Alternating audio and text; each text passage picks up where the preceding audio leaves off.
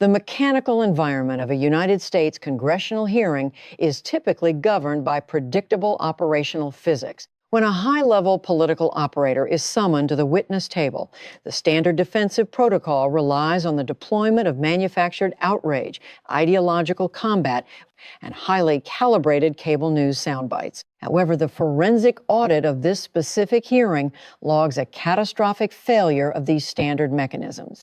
The structural anomaly did not begin with a raised voice or a theatrical political accusation. It began with a microscopic financial metric placed directly onto the mahogany table. Exactly 38 cents. That specific numerical value represents the absolute mathematical baseline for the physical production of political communication within the Los Angeles geographic market. The system confirms that 38 cents is the verified cost required to print, physically prepare, and successfully mail a standard political endorsement piece when the operational sequence is treated as an ordinary campaign service. It covers the exact market rate for the paper material, the required ink volume, the mechanical processing, and the federal postage necessary to place a political postcard into a civilian mailbox.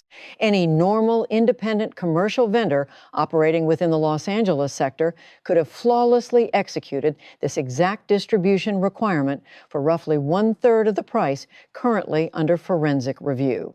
The catastrophic structural deviation registers immediately when the lens pivots to the internal financial filings of Representative Maxine Waters. The permanent federal record mathematically confirms that Maxine Waters' political campaign directly paid her own biological daughter an exact rate of $1.20 for the identical physical mailer. The system measures zero variation in the physical product. It was the exact same grade of paper, the exact same volume of ink, and the exact same federal postage.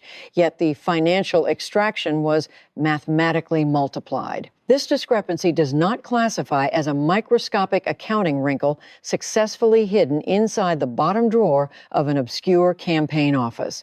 A difference of this magnitude functions as a massive structural anomaly that walks directly into a federal hearing room, assumes a physical position at the witness table, and mechanically dares every operator in the room to pretend they are incapable of reading basic arithmetic. Speaker of the House Mike Johnson assumed operational control of the hearing, and the forensic chronometer logs his exact approach protocol. He actively refused to waive a prepackaged campaign slogan. He executed zero attempts to chase a viral cable news soundbite, and he systematically purged all artificial outrage from his acoustic transmission. From a structural perspective, political outrage would have been a mathematically cheap response to the data currently resting inside his highly organized binder. Instead of engaging in a theoretical debate, Johnson simply activated the math. This specific deployment of mathematics constituted the ultimate operational problem for the defense. A mathematical equation structurally does not care how many federal elections a biological subject has successfully survived. A calculator does not register how many microphones an operator has aggressively yelled into over a spanning career, nor does it factor in how many chronological times that specific operator has commanded the American public to reclaim her time. The equation remains violently rigid, 38 cents versus $1.20. The forensic system executes the multiplication algorithm. The initial variance is exactly 82 cents of severe financial overpayment calculated per individual mailer.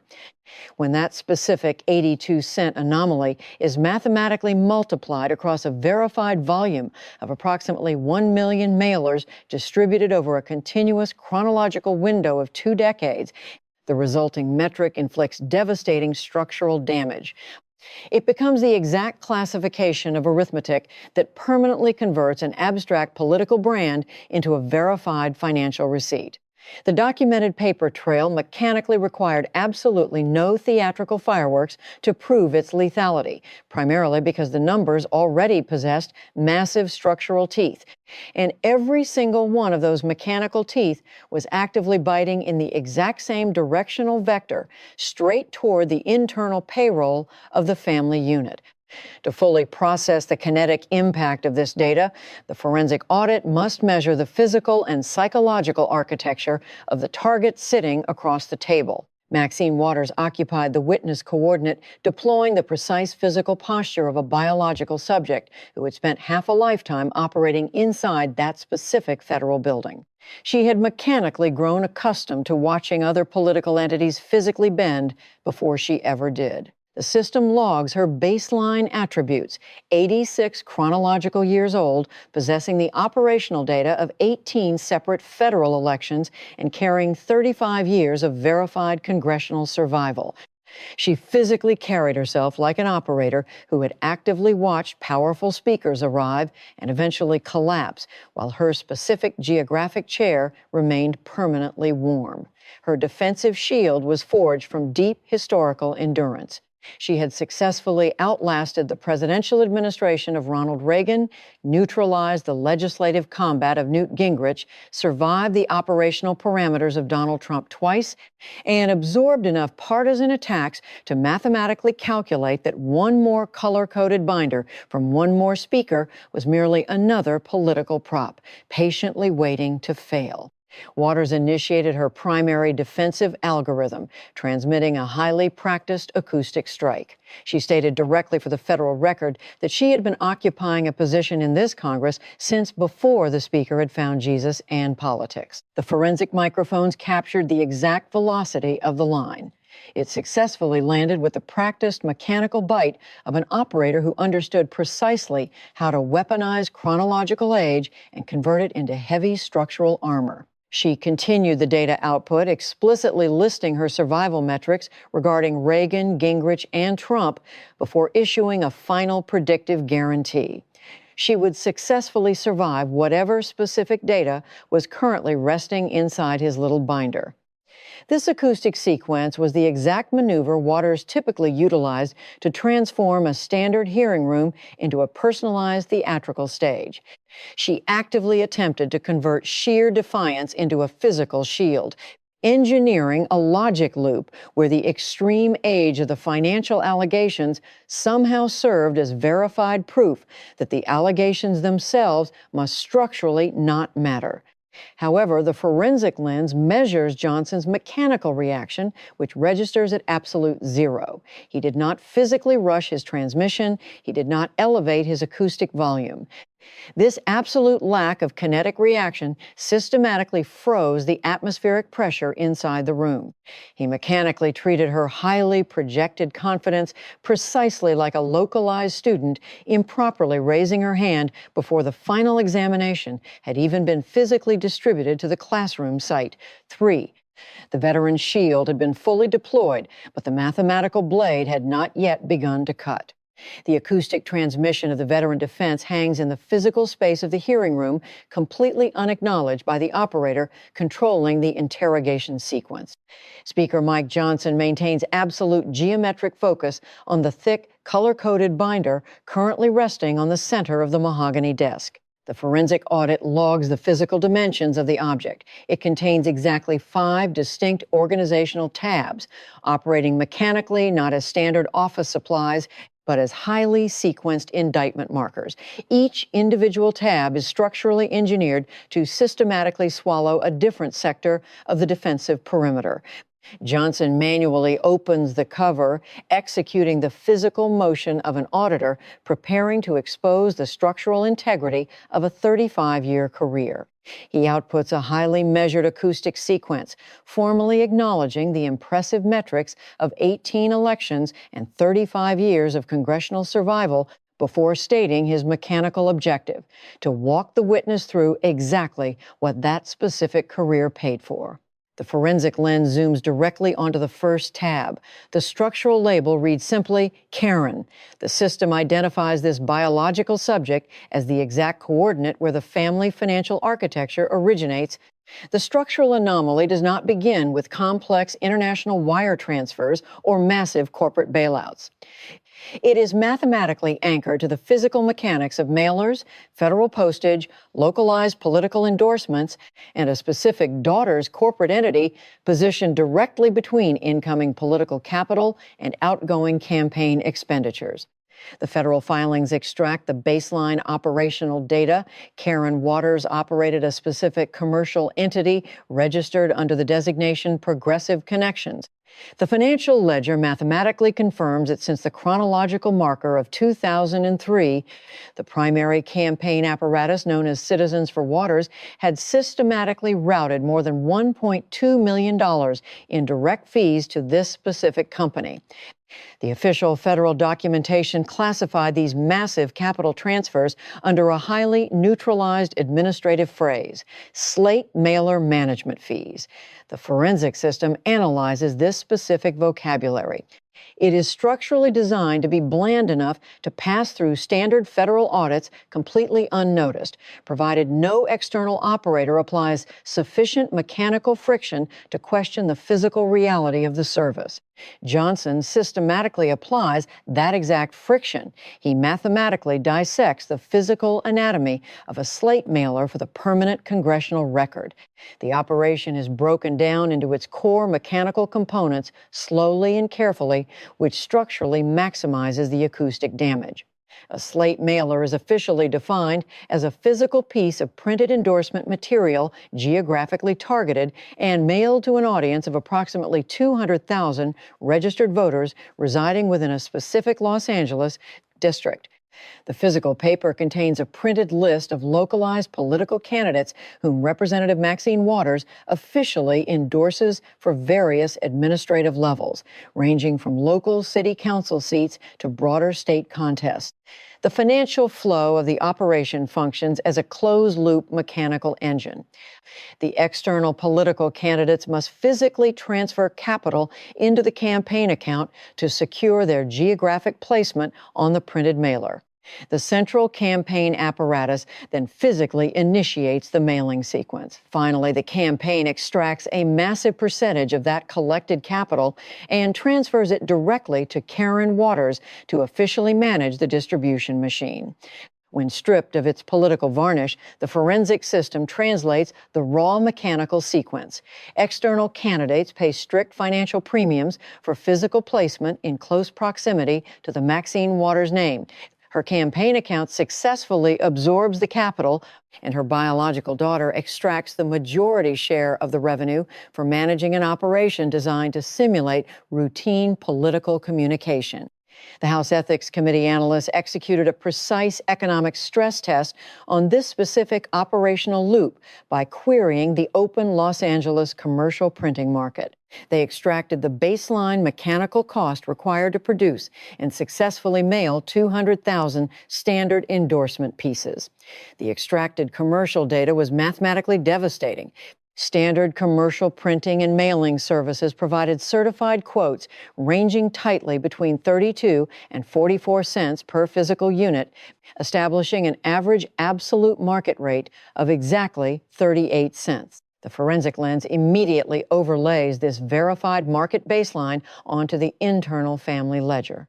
The official campaign filings confirm that the Waters political apparatus systematically paid the daughter's corporate entity an exact rate of $1.20 per unit. Johnson places the two coordinates side by side on the acoustic record. 38 cents constitutes the verified market rate. $1.20 constitutes the internal family rate. The mathematical subtraction generates an exact discrepancy of 82 cents of severe overpayment per individual mailer. When this 82-cent anomaly is structurally multiplied across the estimated volume of 1 million mailers distributed over 20 chronological years, it manifests as an $820,000 structural overpayment routed directly into the biological daughter's financial accounts. However, the forensic audit confirms that the sheer volume of the overpayment only represents 50% of the structural failure. The deeper mechanical vulnerability lies in the origin coordinates of the incoming capital. The committee systematically traced the source of the funds flowing into the slate mailer engine. The data confirms that localized political operators, including candidates for city council and school board, were systematically paying precise amounts ranging from $500 to $5,000 each for physical placement on the document. The system applies a logical filter. These external operators were mathematically not paying thousands of dollars to admire the graphic design or the quality of the federal postage. They were executing financial transactions strictly to purchase proximity to the Maxine Waters political endorsement. The forensic data packet is absolute. Between the chronological window of 2004 and 2024, the committee physically identified exactly 247 distinct political candidates who executed payments to appear on the slate mailers. The total aggregated capital extracted from these candidates measured approximately $1.8 million. The mechanical routing of this capital exposes the true architecture of the machine. Of that incoming $1.8 million, approximately $1.2 million, representing a mathematically staggering 67% of the total gross revenue, was directly extracted and transferred into the corporate accounts of the daughter's company. Johnson actively frames this mechanical data bypass using a structural classroom analogy. He strips away the grandeur of the federal Congress until the conduct registers as functionally childish. He outputs the logic. When a student turns in an academic assignment and physically pays a biological sibling to officially grade the work, every operator in the room instantly processes the structural failure before the rulebook is even opened. When a federal congresswoman converts campaign donations into direct payments to her biological daughter at a mathematical rate 3 times higher than the commercial market, while external candidates fund the entire operation by purchasing placement near her endorsement, the political vocabulary can become highly complex, but the raw mathematics remain absolutely simple. The forensic visual sensors lock on to the physical coordinates of the witness table. A highly specific biological reaction registers on the close-up camera feed. Waters' left hand, previously resting with manufactured stillness, begins to execute an involuntary mechanical movement. 2 fingers begin to execute a small, irregular tapping motion against the solid wood of the table surface. It is a microscopic kinetic release, barely audible to the human operators in the room, but structurally massive when analyzed through the forensic lens. The human nervous system is mechanically programmed to initiate physical displacement when the cognitive center is overwhelmed by hostile incoming data.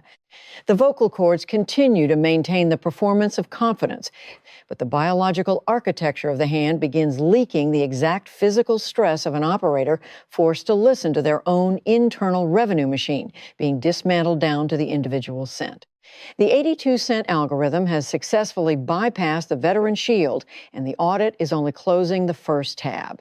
The forensic audit successfully closes the first tab of the color-coded binder, having mapped the exact mechanical flow of campaign capital to the biological daughter.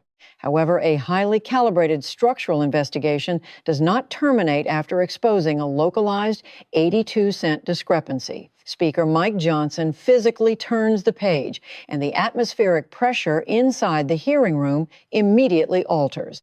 The system transitions from tracking localized campaign funds to measuring the extraction of federal taxpayer money. The second tab is explicitly labeled Sydney. With this single organizational marker, the financial parameters of the investigation are mathematically upgraded from the hundreds of thousands into the multi-millions. The operational environment surrounding this specific data packet is fundamentally different. The capital in question is no longer originating from localized candidates attempting to purchase a small volume of political oxygen. It is being extracted directly from the United States federal government during a period of extreme structural instability. The system isolates the chronological window of the 2008 global financial crisis, a period when ordinary American citizens were physically watching their banking institutions collapse, their residential homes disappear, and their retirement accounts mechanically bleed out. During this maximum kinetic pressure, the federal apparatus in Washington assumed the ultimate authority to dictate exactly which financial entities would be rescued from absolute termination. The forensic lens locks onto the biological subject designated as Sidney Williams. The official federal registry confirms that this specific operator is the legal husband of Representative Maxine Waters. The structural documentation places his physical coordinate directly on the board of directors for an institution known as OneUnited Bank, which is mathematically classified as a minority-owned banking entity based in the geographic sector of Boston. The audit extracts the precise level of his financial exposure. As of the chronological marker of June 2008, Williams held personal investments locked inside this specific bank valued at more than $350,000. The mechanical reality of this specific investment dictates the operational stakes. The catastrophic collapse of OneUnited Bank would mathematically not have functioned as a mere abstract institutional disappointment for the Waters household. It represented a severe, highly localized financial threat. The forensic chronometer advances to September 2008, tracking the rapid escalation of the banking crisis. The federal records indicate that OneUnited was actively facing severe operational trouble. At this precise chronological coordinate, Representative Waters physically intervened in the matrix. She actively arranged a high-level official meeting connecting the executive operators from OneUnited alongside other minority-owned bank representatives directly with officials stationed inside the United States Treasury Department. The system measures the temporal distance between the arranged meeting and the subsequent federal extraction. Exactly 3 chronological months later, the federal government officially authorized a massive capital transfer. OneUnited Bank successfully received an infusion of exactly $12 million directly from the Troubled Asset Relief Program, mathematically designated as TARP. This isolated timeline alone triggers maximum investigative scrutiny, but Johnson refuses to stop at the basic chronological sequence. Timelines can often be obscured by operators who specialize in deploying heavy bureaucratic fog. The forensic lens pushes deeper, directly into the internal structural condition of the bank itself. The TARP bailout mechanism was structurally presented to the American public as an emergency support program engineered strictly to stabilize fundamentally healthy financial institutions. However, the federal data completely contradicts this operational premise regarding this specific capital transfer. The audit logs the exact institutional health of the recipient. OneUnited Bank mathematically possessed a Tier 1 capital ratio of exactly 1.8%. The system applies this specific metric against the entire federal bailout pool. Out of a massive sample size of 987 banking institutions that successfully received TARP capital, OneUnited Bank possessed the absolute lowest Tier 1 capital ratio. This mathematical ranking confirms that exactly 986 other federal banks were structurally healthier than this specific institution, yet OneUnited still successfully triggered a $12 million rescue sequence. This data point is not a microscopic administrative footnote. It is the exact classification of numerical data that mechanically forces a congressional hearing room into absolute silence because it cuts entirely through the fog of emergency programs and physically exposes who possessed structural access when the operational doors actually mattered. Johnson systematically dissects the internal rot of the institution, ensuring the committee understands that calling the bank merely weak does not fully describe the structural reality of the record. The system extracts a federal regulatory document dated October 2008, exactly 2 months prior to the approval of the $12 million federal bailout. Federal banking regulators had officially issued a highly severe cease and desist order directed squarely at OneUnited Bank. The legal document explicitly cited the institution for executing unsound banking practices and authorizing excessive executive compensation. The forensic audit translates these sanitized administrative terms into ground-level physical reality. The internal banking executives had actively utilized the physical capital deposited by their civilian customers to purchase a luxury 2008 Porsche. Furthermore, they had deployed these exact depositor funds to actively pay for an expensive beachfront housing allowance physically located in Santa Monica, California. A high-performance luxury vehicle and a beachfront property were being actively funded through a banking institution that was theoretically engineered to safeguard civilian money. Following this highly severe regulatory citation, that exact same banking apparatus successfully secured $12 million in taxpayer bailout funds. The structural geometry of this sequence requires absolutely no poetic decoration, because the mechanical facts already function like aggressive satire.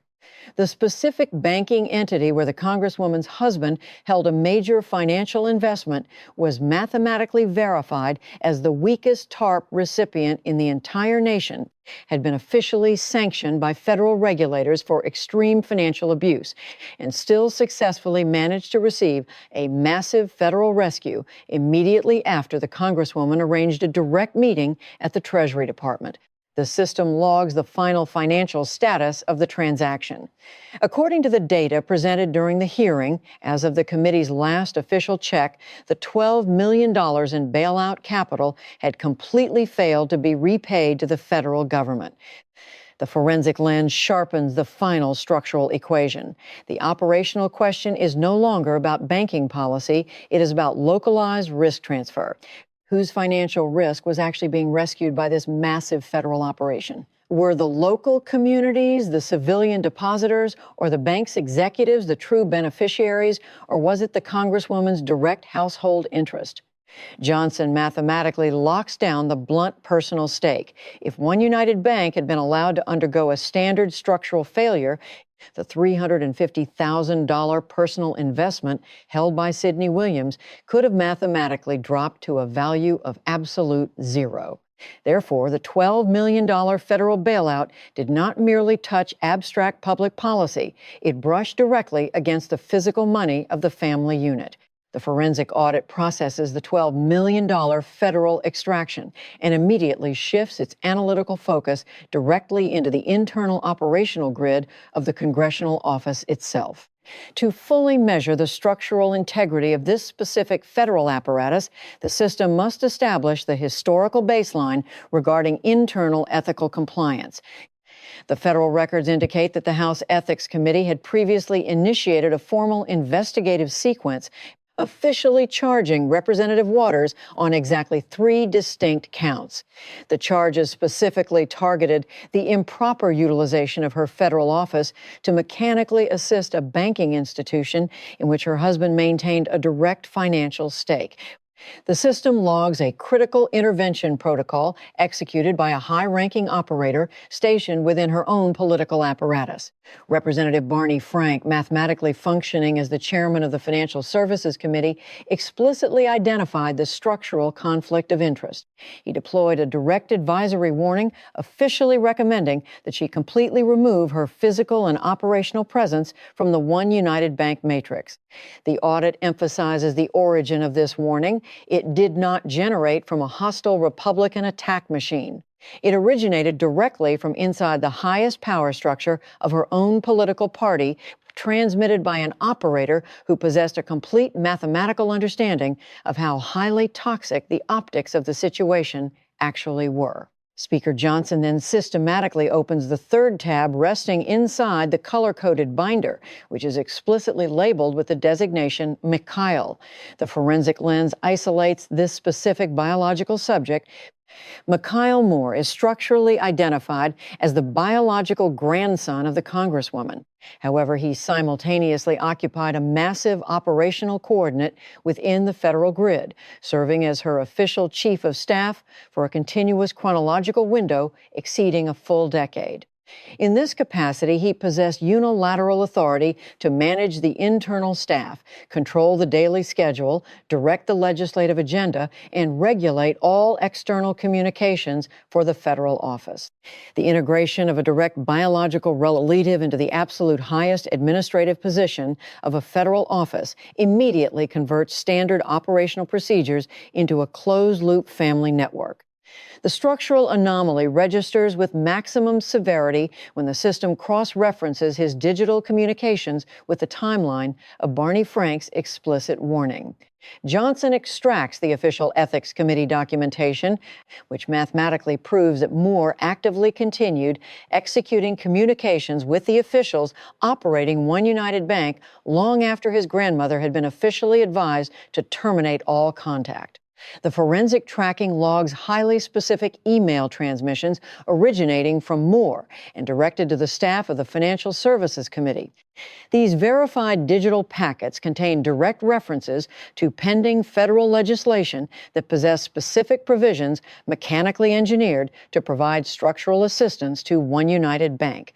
Therefore, the official record presented by Johnson definitively proves that the family office did not cease operation. The internal machinery was still physically moving, still actively transmitting communications, and still pushing the financial matter forward despite the deployment of severe internal warning signs.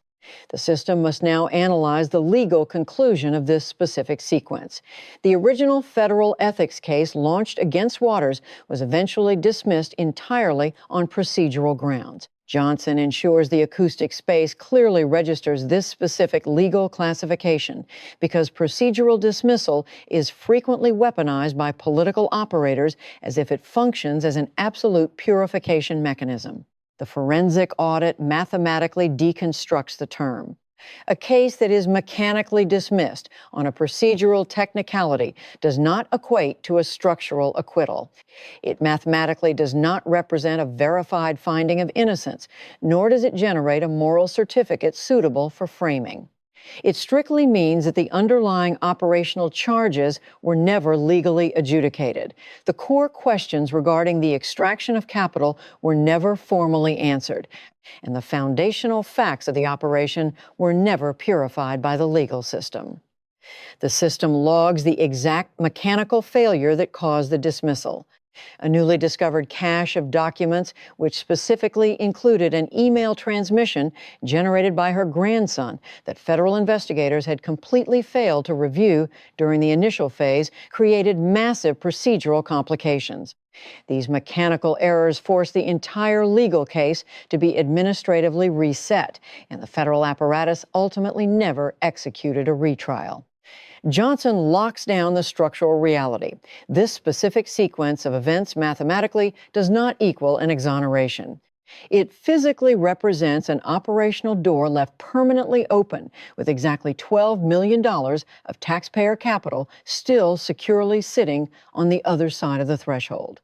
The forensic visual sensors monitor the physical coordinates of the witness. A secondary biological reaction is mechanically recorded on the video feed. Waters' left hand actively executes a high-pressure grip against her own right forearm. The system measures the kinetic force of the grip through the visible whitening of the biological tissue in her fingers. This movement is mathematically not a theatrical display engineered for the cameras. It is a highly localized, involuntary mechanical response. The biological architecture is actively seeking physical contact with itself because the surrounding atmospheric pressure of the room is offering absolutely zero structural support, and because every individual tab inside the binder systematically opens into yet another verified family connection. Johnson systematically aligns the extracted data packets on the mahogany desk. He places the campaign payments routed to Karen directly next to the federal bailout routed to Sydney's banking institution and places both of those documents directly next to the internal legislative emails transmitted by Mikyle. When these three independent mechanical vectors are physically overlaid, the operational arrangement ceases to function as mere family involvement and mathematically solidifies into a highly engineered family infrastructure. Johnson outputs the final structural calculation with absolute acoustic precision. He states for the permanent record that the entity under review is mathematically not a congressional office. It operates functionally as a family business. The mechanical division of labor is cleanly identified for the congressional record. The biological daughter actively managed the incoming campaign revenue streams. The legal husband directly benefited from the massive federal bailout protection. The biological grandson maintained absolute control over the internal federal operations. The system logs the absolute directional flow of the capital. The financial pattern is mathematically not ideological. It does not register on the spectrum of progressive versus conservative theory. The formula is strictly mechanical. Family operators receive direct financial capital based entirely on their physical proximity to the federal office. Whether that specific capital originates from campaign donations, federal taxpayer pools, administrative salaries, or endorsement revenue, the mathematical vector remains perfectly constant. The system measures zero capital flowing outward toward the geographic coordinates of Watts, Englewood, or South Los Angeles in any capacity that can be structurally verified. The money strictly flows inward directly toward the bloodline. The forensic audit concludes the analysis of the family framework with a terminal classification. The theoretical concept of public service has been mechanically converted into an extremely expensive family asset, and the office engineered to represent a massive civilian population has systematically located pathways to exclusively serve a localized genetic structure. The forensic audit logs a critical transition in the operational sequence of the congressional hearing. Speaker Mike Johnson mathematically determines that the structural architecture of the family business does not exclusively operate through the mechanical routing of campaign payments, administrative salaries, and federal bailout access. The system actively relies on a secondary, highly physical parameter, geographic distance. Within the mechanical framework of a democratic republic, the concept of political representation is structurally defined by measuring the exact distance existing between the operator currently holding federal power and the civilian population that originally generated that power. Johnson temporarily suspends the analysis of campaign ledgers and physically extracts a verified property record from the color-coded binder. This mechanical action systematically moves the hearing away from the paper trail of financial capital and directly into the physical geography of federal power, revealing a spatial reality that is mathematically just as brutal as the internal financial documents. The forensic lens locks onto the exact residential coordinates of Representative Maxine Waters. The federal property matrix confirms that the Congresswoman physically resides inside a specific residential structure located in Hancock Park, Los Angeles. The system extracts the baseline financial metrics attached to this specific physical coordinate. The residential property possesses a verified market valuation of approximately $4.5 million. A spatial analysis of the Hancock Park sector registers an environment defined strictly by tree-lined streets, high-value residential architecture, and a level of physical comfort that structurally shares absolutely zero data points with standard campaign rhetoric regarding poverty. The critical operational anomaly emerges when this specific residential coordinate is overlaid onto the official congressional map. The $4.5 million physical structure is mathematically positioned entirely outside the geographic boundaries of California's 43rd Congressional District. The system extracts the physical parameters of the 43rd District. The exact geographic sector Representative Waters has mechanically claimed to represent for a continuous chronological window of 35 years, and the specific location she repeatedly invokes to generate moral authority for her political operations. The geographic boundaries of this specific district physically enclose the communities of Watts, Englewood, and South Los Angeles. The forensic audit runs a baseline economic diagnostic on this civilian population. The data confirms that the median household income within these boundaries is mathematically locked at approximately $36,000 per chronological year. This specific numerical value does not function as an abstract political talking point. It represents the absolute maximum financial reality for a family attempting to execute basic biological survival and structural maintenance around a kitchen table. The forensic analysis measures Johnson's exact interrogation protocol regarding this geographic discrepancy. He actively executes a bypass of standard political accusation. He mathematically refuses to accuse the Congresswoman of maintaining an illegal federal residence. Deploying a legal accusation would have structurally provided the target with an easily accessible, pre-packaged legal defense.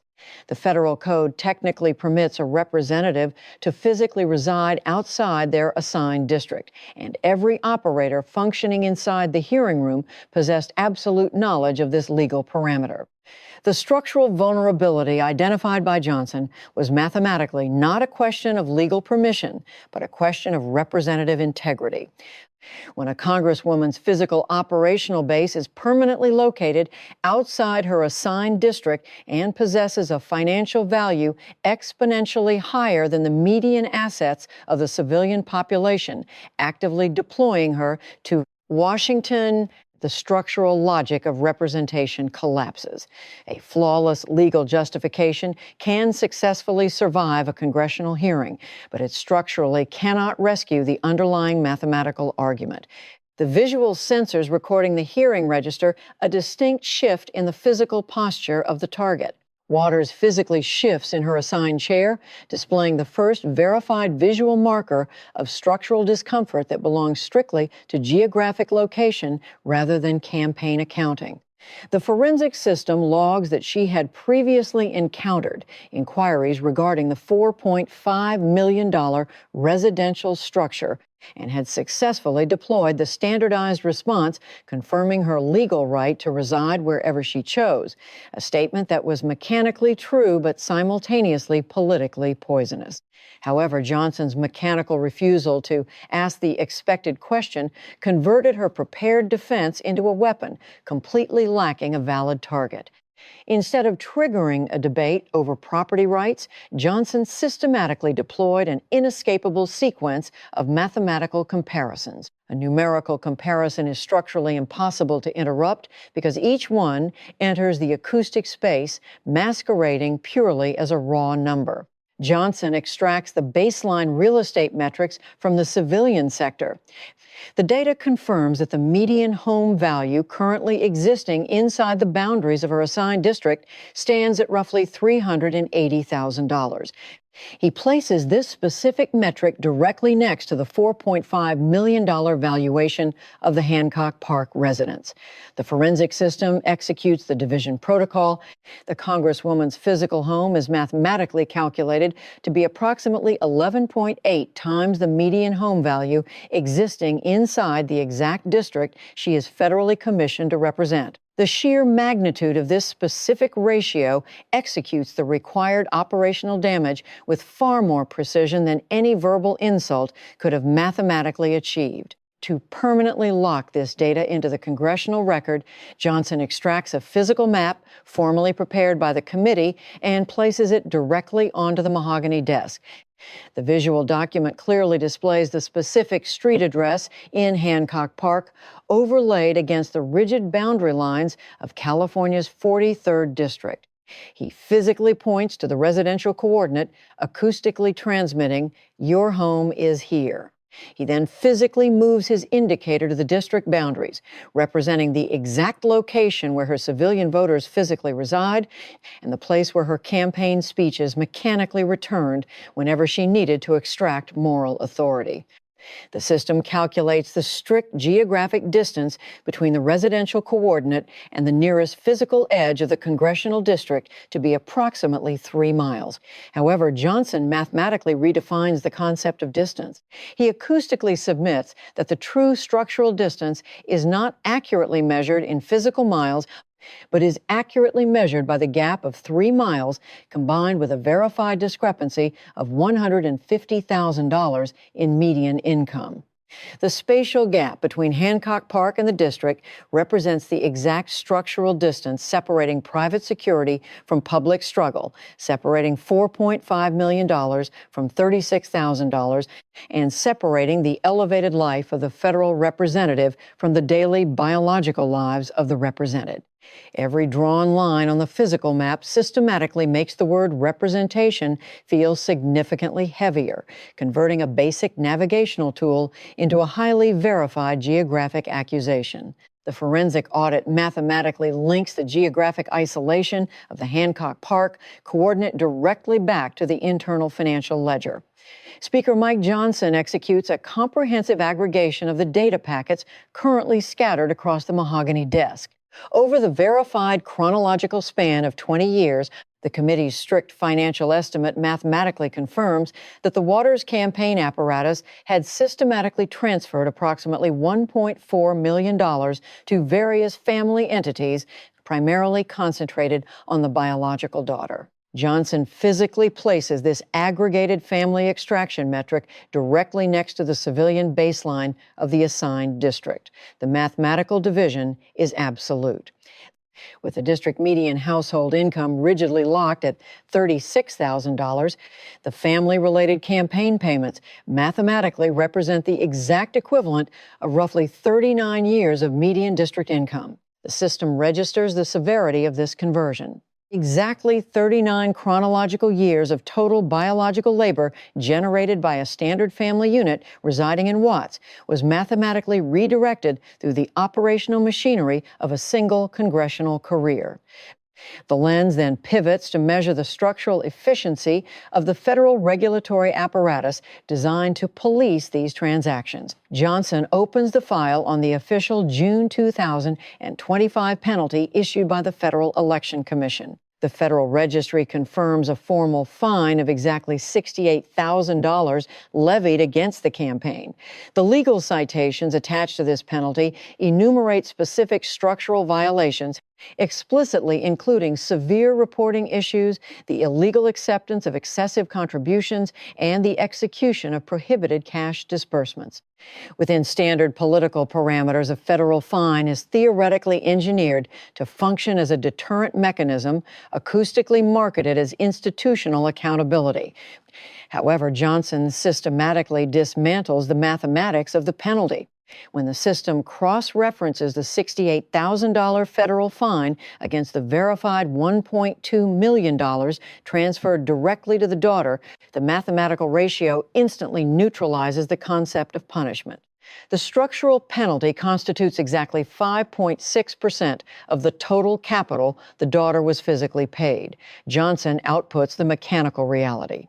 This specific financial ratio mathematically dictates that the $68,000 does not function as a penalty. It operates strictly as an administrative processing fee. The acoustic line cuts through the room because it perfectly describes the exact operational mechanics of a highly successful business enterprise. When a financial operation has already successfully extracted a massive capital benefit, a microscopic penalty is mathematically absorbed not as accountability, but strictly as overhead. And standard overhead is mechanically classified as just another routine cost of doing business. The mechanical logic is ruthless because it requires absolutely no moral outrage to execute its function. The math simply confirms that the family business seamlessly paid the fine and continued operations because the business model had already achieved absolute financial victory. To maximize the destructive yield of these financial metrics, Johnson shifts the forensic lens downward, away from the millions and directly into the microeconomics of the civilian population. He initiates a structural analysis of the physical district itself, mathematically defined as California's 43rd.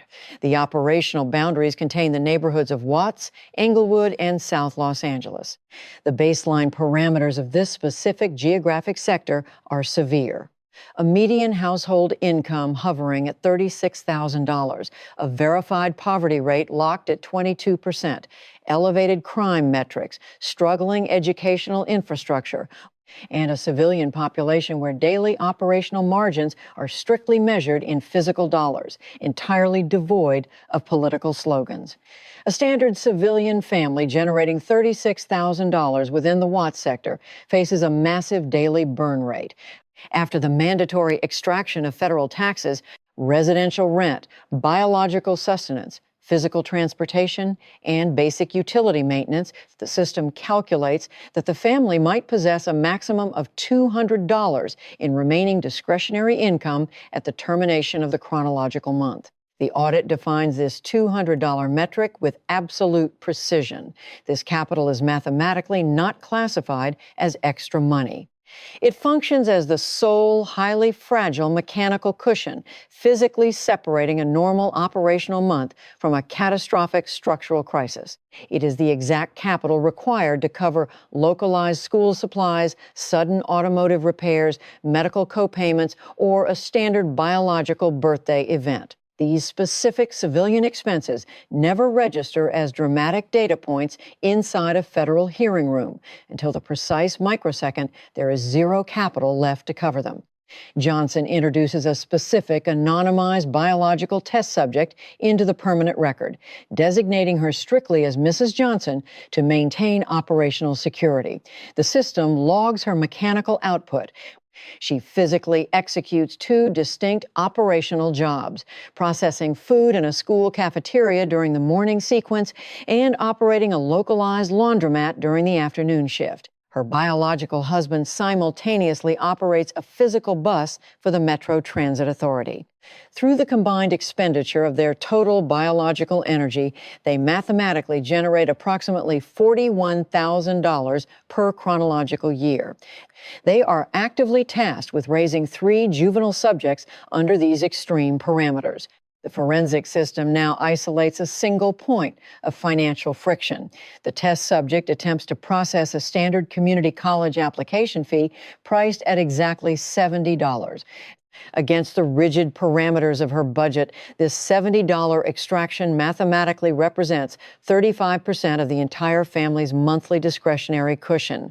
The system measures the temporal delay. Authorizing this specific $70 transaction mechanically requires the family to wait a full 2 chronological weeks before executing the payment. $70 represents the exact classification of structural arithmetic that federal operators stationed in Washington almost never physically experience in their own hands. The forensic audit immediately locks this $70 civilian friction directly against the frictionless capital extracted by the family business. Johnson isolates the exact financial data packet from the 2022 election cycle. In that single localized chronological cycle, Karen Waters successfully extracted exactly $192,300 directly from the campaign apparatus. The system executes the comparative calculation, and the resulting data is absolutely merciless. In one single operational cycle, the biological daughter received an amount of capital that mathematically exceeds what the entire civilian family in the district could physically earn in more than 5 chronological years of continuous labor. Johnson mathematically translates this campaign capital into the exact unit of missed civilian opportunity. That single cycle payment of $192,300 precisely equals exactly 2,547 community college application fees. The metric lands with catastrophic kinetic force because it structurally converts abstract campaign accounting directly into a measurement of physical deprivation. It is mathematically no longer processed as a standard administrative payment routed to a daughter. It is structurally defined as the absolute cost of opportunity extracted from a geographic district, where opportunity itself is already heavily rationed by severe institutionalized poverty. The distance between the operator and the represented population has been perfectly mapped, completely devoid of emotion, using nothing but the rigid mechanics of division and subtraction. The forensic audit tracks the ultimate escalation of the proceeding as Speaker Mike Johnson systematically turns to the final tab, resting within the color-coded binder. This specific organizational marker is mathematically not labeled with a human family name. It does not bear the designation of Karen, Sydney, or Mikyle. It carries the precise alphanumeric coordinate of the geographic district itself, CA43. The system registers this tab as the most structurally dangerous marker inside the entire binder because it completely alters the direction of the forensic lens. The interrogation vector permanently shifts away from measuring what the family unit physically extracted and moves directly toward measuring what the civilian population mechanically received in return. Johnson modifies his acoustic delivery, transitioning his vocal register into a highly controlled, flat, and precise tone. It is the acoustic frequency of a structural examiner delivering a final, non-negotiable diagnostic grade. He directly addresses the witness, explicitly referencing her previous defensive claim that she answers strictly to her constituents. He prepares the final mathematical equation by setting the 18 elections and 35 years of congressional tenure as the baseline operational timeline. Johnson acknowledges the structural density of this career, but he systematically strips away the political romance, framing faith in a public servant not as a decorative shield, but as a binding contractual obligation. The forensic system logs the mechanical precision of the juxtaposition. Johnson delivers the raw data blocks sequentially, forcing the room to process the internal weight of each coordinate. He outputs the baseline facts. The biological daughter successfully extracted $1.2 million from the campaign apparatus. The legal husband's banking institution successfully secured a $12 million federal TARP injection. The biological grandson extracted over a decade of federal chief of staff salary from the office budget. The campaign smoothly absorbed $68,000 in FEC fines as basic operational overhead. Following each independent data block, Johnson injects the identical, unyielding query into the acoustic space. So what did your constituents receive? The repetition is not theatrical or decorative. It functions as a rigid procedural calculation, forcing every single family benefit to be directly weighed against the material condition of the district that supposedly justified the career. To provide the absolute resolution for this equation, Johnson reads the structural parameters of CA 43 directly into the permanent record. The geographic coordinates encompass Watts, Englewood, and South Los Angeles. The system logs the unalterable economic metrics of this civilian population. A median household income rigidly stagnated at $36,000, a verified poverty rate locked at 22%, elevated crime metrics, and severely struggling educational infrastructure. It is a geographic space where the daily margin of human life is calculated in single dollars, not political slogans. Johnson places the total volume of the family's accumulated wealth directly next to this stagnation, creating an undeniable measurement of moral and structural failure. He notes for the record that after 35 continuous years of representation, the poverty rate within the district has barely shifted. The median household income, adjusted for inflation, has experienced zero meaningful transformation, and the educational institutions have completely failed to deliver the structural breakthroughs the voters possessed every right to expect. The mathematical reality is absolute. The family unit systematically grew wealthier, the daughter collected her premiums, the husband's private investment secured absolute federal protection, the grandson built an administrative career, and the representative's personal home stood inside a high-value neighborhood that shared zero economic parameters with her constituents. The geographic districts simply remained poor. Every single election cycle, every printed mailer, every premium paid to Karen, and every procedural defense only served to make the physical distance between the representative and the represented wider. The forensic chronometer now logs the ultimate structural trap of the hearing. Johnson terminates his sequence, looking directly across the table, and inputs the final query that completely swallows the room. What did the 718,000 biological subjects residing inside CA 43 actually get in exchange for sending you back 18 times? What did the family in Watts making $36,000 a year get? The visual and acoustic sensors immediately lock onto the witness coordinate.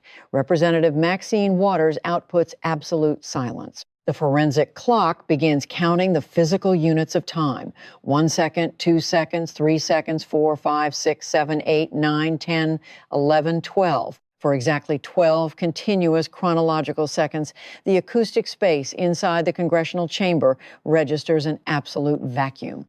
The silence is mathematically not strategic. It does not classify as the quietude of an operator preparing a devastating logical comeback. It is a heavy, completely exposed institutional silence.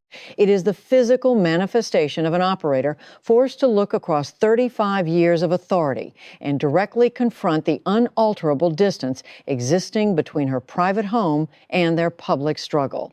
For 12 seconds, the answer to the federal inquiry is not a speech, not a slogan, and not a political defense. The answer is absolute zero. The close-up camera captures the physical mechanics of her defensive posture collapsing. Her chin lowers slowly. The system logs the kinetic movement. It does not drop with dramatic velocity, but settles slowly, precisely the way a heavy physical structure held up strictly by artificial force begins to settle the exact microsecond the fuel runs out. For decades, that specific jawline had operated as a primary symbol of congressional defiance, a physical combat mechanism designed to signal to witnesses, chairmen, and critics that she could not be structurally moved. But the mathematical equation deployed by Johnson was entirely immune to the physical posture of the target. The question did not care how many decades of defiance were stored in her jawline. It required a number, a metric, a verified unit of return for the civilian population. And because that metric returned a value of absolute vacuum, the old defiance structurally disintegrated on the live broadcast feed. The acoustic vacuum inside the congressional hearing chamber formally terminates as Representative Maxine Waters activates her vocal apparatus to initiate a desperate counter-sequence. The forensic chronometer logs the exact duration of her response, precisely 2 minutes and 16 seconds. Forced into a position of absolute data deprivation by Speaker Mike Johnson's mathematical ledger, her defensive software relies entirely on the deployment of a familiar, historically practiced rhetorical framework. She officially classifies the entire proceeding as a racially motivated attack directed at a black woman who had dedicated her operational lifespan to fighting for civilian communities that Congress had completely abandoned. She rapidly inputs a series of biographical credentials and past legislative markers into the record, explicitly citing her historical work on the Community Reinvestment Act, her long-standing tenure on the Financial Services Committee, her efforts regarding federal housing assistance, and the undeniable fact that her constituents had chosen to re-elect her 18 consecutive times. The forensic system analyzes the mechanical efficiency of this response. In an alternative environment, or when deployed against a less mathematically rigorous interrogation, this specific defensive sequence would have successfully generated enough ideological fog to obscure the core financial anomalies. But inside this specific room, the strategy executes a complete logical failure. The metrics remain physically resting on the desk, and a mathematical metric structurally refuses to disappear, simply because a political operator recites a biographical narrative. The system applies a critical filter to her 2-minute and 16-second transmission. It contains absolutely zero clean, verifiable data points demonstrating any measurable transformation within the neighborhoods of Watts, Englewood, or South Los Angeles over her 35-year career. She successfully outputs credentials, legal justifications, and political combat, but the column labeled civilian results returns a value of absolute zero. Johnson displays zero kinetic reaction to her response. The forensic system logs his total refusal to dignify the rhetorical deflection with any visible indicator of political satisfaction. He calmly stands, buttons his jacket, and physically exits the chamber without executing a single backward glance. The color-coded binder has already looked at her long enough. The forensic audit now tracks the real-time transmission of the event as it breaches the perimeter of the Capitol building and propagates directly into the global digital network.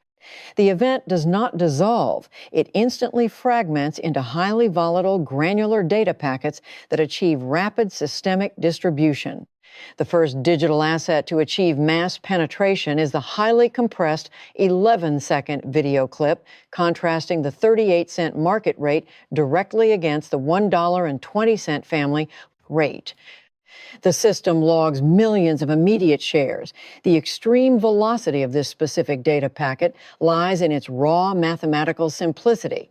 It completely bypasses the need for a civilian viewer to comprehend complex campaign finance laws or the specialized mechanics of slate mailer management fees. Anyone possessing basic cognitive functioning instantly processes a market price, a family price, and the precise 82-cent gap of overpayment separating them. The second digital asset to isolate the target is the clip documenting the structural collapse of OneUnited Bank. The audio of Johnson reading the bank's 1.8% Tier 1 capital ratio and explicitly proving that it ranked as the absolute weakest institution among 987 federal TARP recipients propagates rapidly through specialized financial watchdogs, regulatory ecosystems. It converts a decades-old political footnote into an undeniable, highly visible timeline. The weakest bank in the United States maintained a board member married to a sitting congresswoman, and that congresswoman successfully orchestrated a direct Treasury meeting immediately before $12 million in taxpayer capital was injected into the firm. The third digital asset deploys the raw force of geographic and class comparison, locking the $4.5 million Hancock Park mansion directly against the $380,000 median home value of her constituent. The 11.8 ratio converts into a permanent visual shorthand for institutional decay. It requires zero political commentary to execute its function. The sheer geographic distance between a representative living in multi-million-dollar luxury entirely outside her district while representing $36,000 households communicates the entire structural failure in a single frame. The fourth and final digital asset is the most structurally devastating. The 12 continuous seconds of absolute acoustic vacuum following the query, "What did they get?" The clip achieves massive systemic circulation precisely because it contains zero theatrical shouting, zero committee room explosions, and zero viral interruptions. It captures an old political fighter stripped completely of her rhetorical armor, sitting in absolute silence as a 35-year financial bill finally registers on the ledger. The forensic system logs the immediate, concrete institutional consequences generated by this massive data exposure. The Federal Election Commission officially expands its active investigation into the slate mailer apparatus. A formal federal subpoena is tonged at directly to Progressive Connections, the commercial entity operated by Maxine Waters, demanding the immediate surrender of all internal financial records, external vendor contracts, and physical printing invoices. The 38-cent commercial benchmark is no longer a viral line. It is formally embedded inside the federal investigative file, forcing regulators to determine if the family rate crossed the absolute boundary of federal campaign compliance. Simultaneously, the House Ethics Committee formally reopens the OneUnited Bank files. The introduction of the Tier 1 capital comparisons, the chronological mapping of the communications, and the direct involvement of the grandson's office email transmissions systematically neutralize the old procedural dismissal, converting an ancient administrative escape route back into active, unadjudicated business. The ultimate structural disruption occurs directly within the geographic coordinates of California's 43rd District. The civilian population, repeatedly invoked as the ultimate defense, begins to actively register the mathematical reality of the hearing. A highly verified primary challenger emerges within her own political apparatus. The internal financial tracking logs a massive, unprecedented capital extraction. The challenger successfully secures $2.1 million in direct fundraising within the immediate 3-week window following the broadcast of the hearing. Furthermore, exactly 4 core community organizations stationed inside the sectors of Watts and Englewood officially withdraw their historical alignment with Waters to formally endorse the challenger. These localized entities explicitly echo the exact structural conclusion documented by the Congressional binder. They officially demand a representative who represents the physical population rather than a legacy brand engineered to produce continuous financial benefits for a localized bloodline, while the district remains rigidly locked at $36,000. The long-standing political brand of Maxine Waters undergoes a permanent catastrophic inversion from which her marketing team cannot mathematically recover. For decades, her signature phonetic sequence, "Reclaim My Time," had operated as a powerful progressive rallying cry converted into merchandise, commercial profit, and massive applause. Following the final examination executed by the binder, the phrase permanently alters its structural meaning in the public consciousness.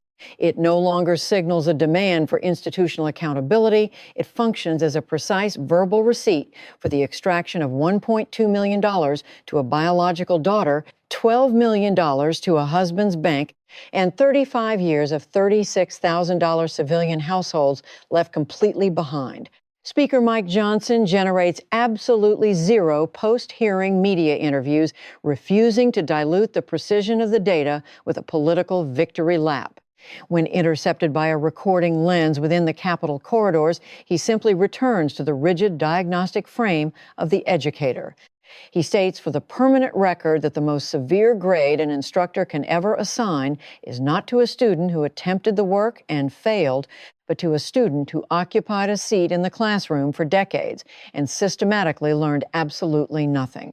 He locks the entire 35-year career into a single, clean, and unalterable mathematical ratio. 35 years, $36,000. The forensic audit permanently closes the master file on the CA-43 anomaly. The final equation is ruthlessly, flawlessly balanced. The numbers have completely overpowered the brand, and the calculator has permanently terminated the slogan. The extraction of public trust is complete, and the data is officially institutionalized.